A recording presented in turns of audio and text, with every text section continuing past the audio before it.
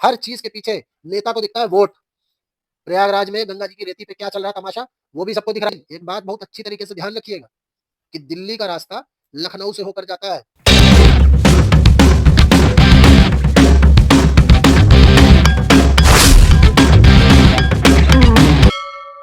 नमस्ते, democratic monkeys पर एक बार फिर से आपका बहुत बहुत स्वागत। मैं हूं अनुज। दोस्तों, आपको याद होगा मैंने अपने पिछले एपिसोड में, जिसमें मैंने निशिकांत दुबे जी की बात की थी कि कैसे भारतीय जनता पार्टी के जो सेंट्रल लीडरशिप है उसकी नींद खुल गई है यूजीसी रेगुलेशंस वाले मामले पर। मैंने कहा था कि निशिकांत दुबे जो विषय लेके आए हैं, जो वो सफाई दे रहे हैं कि मोदी जी की सरकार ऐसा कोई काम नहीं करेगी जो बाबा साहब के संविधान के उल्लंघन में हो। मैंने कहा था कि मैं डिटेल में एक्सप्लेन करूंगा कि कैसे यूजीसी के जो नए रेगुलेशंस हैं वो संविधान का खुला उल्लंघन करते हैं। तो आज मैं इस एपिसोड में इसको एक्सप्लेन करता हूं। निशिकांत दुबे जी, आर्टिकल 14 के बारे में आपने पढ़ा होगा, बहुत विद्वान आदमी है आप। संविधान का आर्टिकल 14 क्या कहता है? इक्वालिटी बिफोर लॉ, कानून सबके लिए बराबर होना चाहिए ना। फिर आपके इन यूजीसी रेगुलेशंस में ऐसे प्रावधान है कि एससी, एसटी, ओबीसी, दिव्यांग और सबको जो है प्रोटेक्शन दी गई है। किससे? एट्रोसिटी से, डिस्क्रिमिनेशन से। ठीक। लेकिन एक पूरे के पूरे जनरल वर्ग को आपने इससे अलग कर दिया। क्यों उनको प्रोटेक्शन नहीं मिलनी चाहिए? और अगर उनको प्रोटेक्शन नहीं मिल रही है तो क्या ये कानून के समक्ष समानता का अधिकार का हनन नहीं करती? या ये आपके रेगुलेशंस हनन नहीं कर रहे? आर्टिकल 14 का वायलेशन नहीं है? आर्टिकल 15 की बात करिए।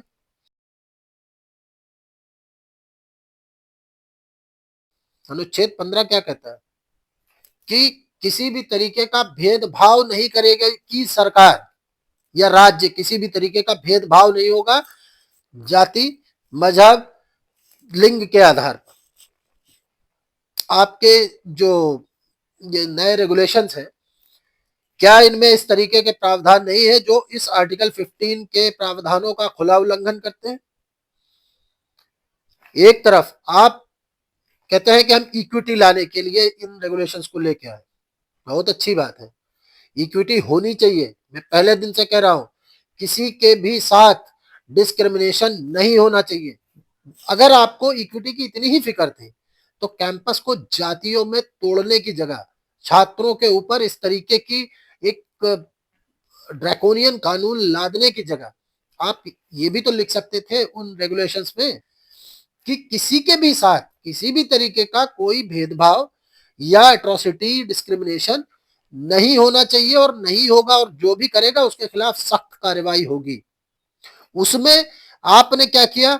चंद वोट हासिल करने के लिए आपने अपनी जातिवादी राजनीति को घुसा दिया उसमें। उससे हुआ ये कि इक्विटी की जगह आपने डिवीजन क्रिएट कर दिया कैंपसेस में, सोसाइटी में।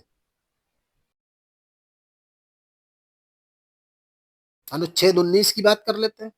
अनुच्छेद 19 क्या कहता है? फ्री स्पीच और एक्सप्रेशन की स्वतंत्रता देता है ना, फ्रीडम देता है। क्या आपका ये रेगुलेशन फ्री स्पीच पे पाबंदी नहीं लगा रहा है? जिस तरीके की आपने इसमें प्रावधान किए हैं, क्या जनरल वर्ग के बच्चे, छात्र या फैकल्टीज खुलकर किसी विषय पर बात कर पाएंगे? क्या उनके दिमाग में इस तरीके का डर नहीं होगा कि उनकी किसी भी बात का कोई गलत मतलब निकाल के कोई शिकायत कर देगा, उनकी, उनके करियर के लिए, उनकी आने वाली लाइफ के लिए प्रॉब्लम हो जाएगी? भले कन्विक्शन ना हो, लेकिन जब तक वो मामला चलेगा उतने दिन वो आदमी मानसिक रूप से, आदमी से मेरा मतलब मेल और फीमेल दोनों से, क्या वो उतने दिन के लिए मानसिक रूप से शांत रह पाएगा? मानसिक प्रताड़ना नहीं झेलेगा? और दूसरी बात, झूठी शिकायत के खिलाफ जो भी दंडात्मक कार्यवाही थी वो भी आपने प्रावधान निकाल दिए, जबकि जब ड्राफ्ट लेवल पे थे, पब्लिक के सामने आए थे, तब वो प्रावधान था। उसके बाद आपने फाइनल जब इसको पब्लिश किया तो उसमें से वो प्रावधान निकाल दिया। तो कोई भी झूठी शिकायत कर देगा, इस बात में खतरा नहीं होगा। तो क्या कोई फ्रीली किसी भी विषय पे बोल पाएगा? क्या ये फ्री स्पीच पे रोक नहीं लगाता? क्या उसका वायलेशन नहीं करता?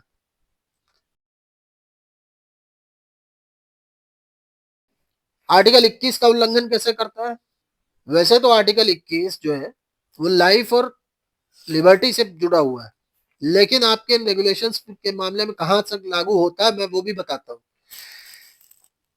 लाइफ और लिबर्टी से आगे बढ़ के आर्टिकल 21 का एक्सपेंशन सुप्रीम कोर्ट ने बहुत सारे मामलों में फेयर प्रोसीजर और प्रोटेक्शन फ्रॉम आर्बिट्रेरी पनिशमेंट तक आर्टिकल 21 का विस्तार किया। जैसा कि आपके ये रेगुलेशंस हैं, क्या आप जनरल के जो पूरा एक समुदाय है, पूरा एक समूह है, क्या आपने फेयर प्रोटेक्शन दी है अपने इन रेगुलेशंस में, या आर्बिट्रेरी पनिशमेंट नहीं है?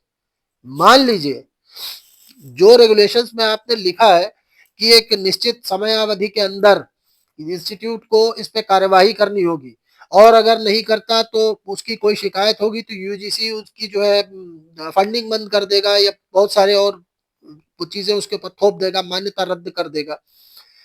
तो क्या इंस्टीट्यूशंस गलत कार्यवाही करने के लिए बाध्य नहीं होंगे, या गलत कार्यवाही करने की संभावना नहीं बढ़ेगी उनके द्वारा? अगर मान लीजिए कोई आदमी गलत शिकायत कर देता है, उसके लिए कोई उसके खिलाफ कार्यवाही करने का तो कोई प्रावधान आपने रखा नहीं। ऊपर से इंस्टीट्यूशन पे ये दबाव होगा। आज की तारीख में इंस्टीट्यूशंस में क्या क्या हो रहा, कैंपसेस में कितनी राजनीति हो रही है, और कौन कौन से विषय कैसे कैसे उनको तोड़ा मरोड़ा जाता है, कैसे मैनिपुलेट किया जाता है चीजों को, वो तो सबको पता है। जिस रोहित वेमुला एक्ट के ऊपर आप ये कह रहे हैं कि आपने ये रेगुलेशंस बेस्ड बनाए हैं, वो रोहित वेमुला एक्ट कर्नाटका में लागू हो गया, और राहुल गांधी चिल्ला चिल्ला के बोल रहे हैं कि तेलंगाना में अभी फिर लागू करने जा रहे हैं। रोहित वेमुला के केस में उसके फैक्ट्स क्या है, और क्या हुआ था, कैसे मैनिपुलेट किया गया था उसमें चीजों को, किसको नहीं पता? इन्वेस्टिगेशन के बाद क्या आए थे फैक्ट्स निकल के? यही ना कि उस लड़के का एससी से कोई लेना देना नहीं था, वो एससी नहीं था, ओबीसी से बिलोंग करता था। उसने एससी का फर्जी सर्टिफिकेट बनवाया था, और उसी दहशत में उसने सुसाइड किया था। उसको रंग क्या दिया गया कि कास्ट बेस्ड डिस्क्रिमिनेशन की वजह से वो लड़का मर गया। और तो और वो लड़का अपने सुसाइड नोट में यहां तक लिख के गया था कि मेरी मौत पे किसी भी तरीके की राजनीति ना हो। लेकिन आज भाई साहब 10 साल से ज्यादा हो गया, आज तक उसकी मौत पे राजनीति ही होती जा रही है, खूब राजनीति हुई। तो किसको नहीं मालूम कैंपसेस में कैसे कैसे चीजों को मैनिपुलेट किया जाता है। क्या इन रेगुलेशंस की वजह से इंस्टीट्यूशन बाध्य नहीं होंगे इस तरीके की, या उनकी जो कार्यवाही होगी वो प्रभावित नहीं होगी? तो क्या ये फेयर प्रोसीजर होगा, या इनमें जो है आर्बिट्रेरी पनिशमेंट का जो है खतरा नहीं रहेगा? तो क्या ये आर्टिकल 21 का उल्लंघन नहीं करते? Vishnu Shankar Jain ji already supreme court जा चुके हैं इस विषय को लेकर, और हालांकि सुप्रीम कोर्ट ने 2 महीने बाद की डेट दी है उनको। वैसे तो बहुत सारे विषय होते हैं जिनका कोई मतलब नहीं होता, वो रातों रात उनकी सुनवाई हो जाती है, और हमारे इस विषय को जो इतना अहम है उसको 2 महीने बाद की डेट दी गई है। लेकिन खैर 2 महीने बाद सही, जिस दिन सुनवाई होगी, मैं तो बहुत छोटा विद्यार्थी हूँ कानून का, आपके बराबर ज्ञानी नहीं हूँ निशिकांत दुबे जी, लेकिन मेरी इन बातों का जवाब जरूर दीजिएगा कि क्या संविधान की दुहाई आप जो दे रहे थे, क्या संविधान के इन इन विषयों का उल्लंघन नहीं करता आपका यह रेगुलेशन?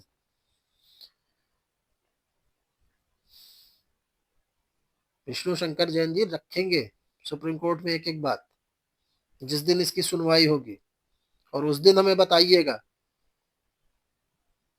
रही बात जो कानून और सुप्रीम कोर्ट के गाइडलाइन के पीछे छुपने की कोशिश की जा रही है ना आप लोगों के द्वारा, कितना सुप्रीम कोर्ट की इज्जत करते हैं, कितना उसकी जो है गाइडलाइंस को वो फॉलो करते हैं आप, वो सबको पता है। जब SC ST एक्ट में बिना इन्वेस्टिगेशन के गिरफ्तारी के जो मिसयूज का जो मामला चल रहा था, तब सुप्रीम कोर्ट ने क्या कहा था कि पहले इन्वेस्टिगेशन करवा लीजिए, अगर कोई आदमी इस तरीके का मामला मिलता है तो आप गिरफ्तारी करिए। उसी बात पर तो हो हल्ला हुआ था, और उसके बाद आपने क्या किया था, पलटा था उस सुप्रीम कोर्ट के की गाइडलाइन को, और तो और कितने 50 तो अमेंडमेंट और जोड़ दिए थे कि नहीं साहब हम तो और ज्यादा इसको ये कर देंगे वो कर देंगे। खूब अच्छी तरीके से पता है रिजर्वेशन को लेकर सुप्रीम कोर्ट कितनी बार चीजें कह चुका है, कितना फॉलो सुप्रीम कोर्ट की गाइडलाइंस को करते हैं आप लोग, वो सब कुछ पता है। हर चीज के पीछे नेता को दिखता है वोट। एक बड़ा वर्ग इस विषय पे भी बात कर रहा है कि आदरणीय योगी आदित्यनाथ जी को हटाने के लिए आप लोग इस तरीके के कुत्सित प्रयास कर रहे हैं, और इसलिए इस तरीके के तरह तरह के खेल आप लोग खेल रहे हैं, कुछ डायरेक्ट कुछ इनडायरेक्ट। प्रयागराज में गंगा जी की रेती पे क्या चल रहा है तमाशा, वो भी सबको दिख रहा है। ये जो रेगुलेशन आप अजीब अजीब से बना रहे हैं, उसके बाद चुप मार के बैठ जाते हैं, जबकि एक पूरा समाज उस पर आक्रोशित है। और तमाम चीजें अभी ग्वालियर में जो अनिल मिश्रा जी के साथ जो घटना हुई, तो इस तरीके के काम जो आप लोग कर रहे हैं उसका नतीजा क्या निकलेगा। एक बात बहुत अच्छी तरीके से ध्यान रखिएगा कि दिल्ली का रास्ता लखनऊ से होकर जाता है। महाराज जी को कमजोर करके अगर आप सोचते हो कि आप उनको कमजोर कर देंगे और बाद में चीजों को जो है लिपापोती कर देंगे, जैसे आप वो 10% ईडब्ल्यूएस वाला रिजर्वेशन ले आए थे, तो बहुत बड़ी गलतफहमी है आपकी, और करते रहिए ऐसे ही। आप लोगों को आदत है उसी ट्रीटमेंट की, वही ट्रीटमेंट आप लोग चाहते हैं जो ईडब्ल्यूएस का आप दुहाई दे रहे थे ना कि 10% ईडब्ल्यूएस ले आया जिससे किसी के साथ भेदभाव ना हो, उनको बराबरी मिले। माफ करिएगा, आपके साथ वो ट्रीटमेंट हुआ था, आप हारे थे चुनाव, और 19 में हारने का डर था, इस वजह से आप अपनी जान बचाने के लिए लेके आए थे। इसलिए ये गंदे खेल खेलना बंद करिए। दोस्तों, इस विषय पे एक पूरा एपिसोड बनाऊंगा कि समाज के एक बड़े वर्ग में ये चर्चा भी हो रही है कि जो केंद्रीय नेतृत्व है बीजेपी का, वो कुछ उसमें ऐसे तत्व हैं, कुछ लोग हैं ऐसे जो हमारे आदरणीय योगी आदित्यनाथ जी महाराज, जो कि आज की तारीख में पूरे भारतवर्ष के सबसे ज्यादा लोकप्रिय मुख्यमंत्री हैं, उनको हराने की साजिश करने के लिए बहुत सारे काम कर रहे हैं। और ये जो उल्टे सीधे काम हो रहे हैं, इनका क्या क्या संबंध है, इस विषय पे भी बात करूंगा। लेकिन एपिसोड वीडियो बहुत लंबी हो जाएगी, इसलिए इस टॉपिक को इसमें कवर करना संभव नहीं है। इसलिए आज के लिए आपसे विदा। इस विषय को हर उस स्टेक होल्डर तक पहुंचाइए, इस विषय को, इन बातों को जिसके हित प्रभावित होते हैं इस तरीके के कानूनों से, ताकि ये लड़ाई जीती जा सके, ये बात खत्म ना हो।